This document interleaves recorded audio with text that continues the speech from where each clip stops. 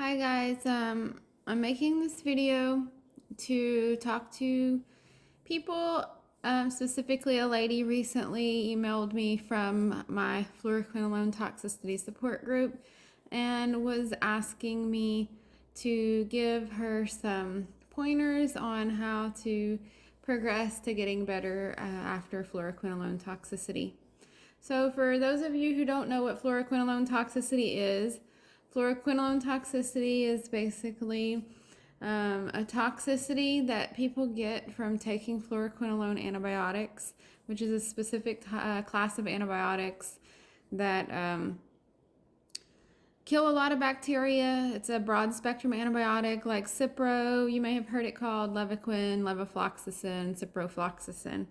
And there's a lot of people in America and countries all over the world who have been affected negatively by fluoroquinolones, and a lot of them don't know it because they have a lot of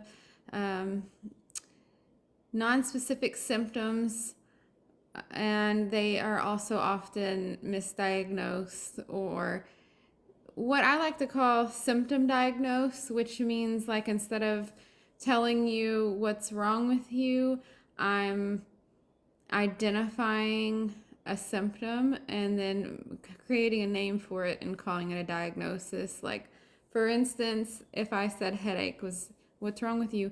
Headache. Okay, headache is now a diagnosis. When actually headache is a symptom, but if you wanted to identify specific symptoms of headaches, then you could, classify headache in itself as a diagnosis, and anything else for that matter that was a symptom. Or if I was going to say certain things to classify headaches very specifically, I like to saying like, oh, this is a pressure headache. And so now I'm kind of like further classifying a symptom to be more specific. And then I could further research that symptom that's now a diagnosis and find out more information about it. So I could call it a diagnosis, and that would help me focus on being able to identify it and understand it better, so I could maybe treat it better potentially. So I'm not saying that it's bad necessarily to classify symptoms as a type of diagnosis, because that could be useful in people like focusing on that symptom as a diagnosis and finding out more about it, and maybe potentially finding out more about the root cause of it. But some kind of diagnoses like fibromyalgia, some diagnoses that are like clinic based. The diagnosis is made based on clinical presentation versus some very specific diagnostic test. So there's objectively, you could say the disease doesn't exist, or that it wasn't real, or that it wasn't well understood, and we're just putting a label to a symptom. Fibromyalgia, in my opinion, like, okay, your body hurts all over.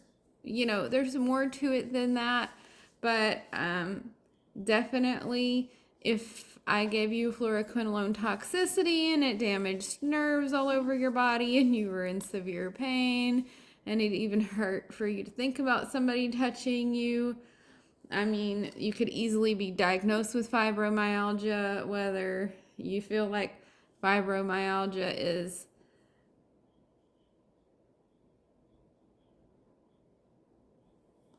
it doesn't have a known cause per se, but this could cause symptoms that could be completely synonymous with fibromyalgia.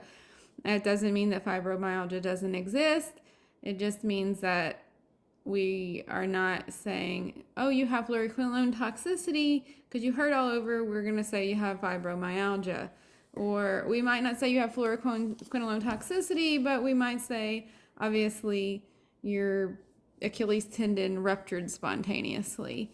So some of the symptoms of fluoroquinolone toxicity are never kind of like grouped together and identified as the full spectrum of toxicity that the person is experiencing. Instead, you might see a list of 10 symptoms with no known cause, and we're not going to ever identify that these symptoms are the result of fluoroquinolone toxicity.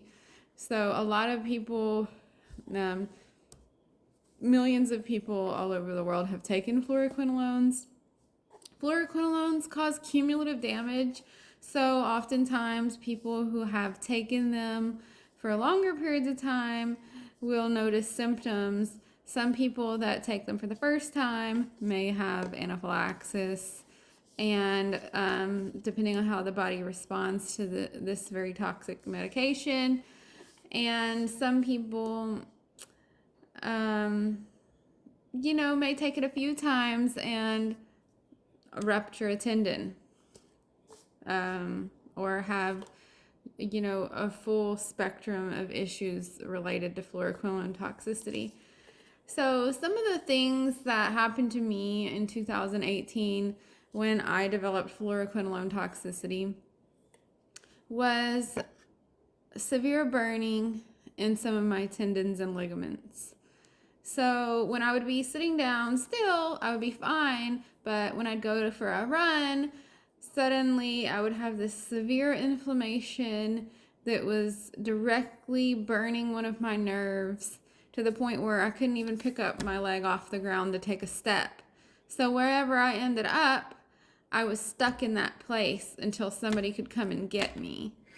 It also causes a lot of people, since it's going through your whole body. If you take it, it's absorbed into your stomach, it's absorbed into your bloodstream, and then it's just wherever it's flowing, in the most concentration to at whatever given point in time. In theory, I'm sure it will damage that area more.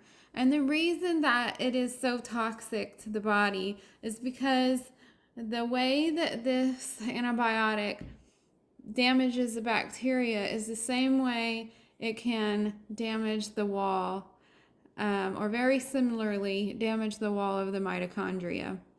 If you remember microbiology and just organic science in general,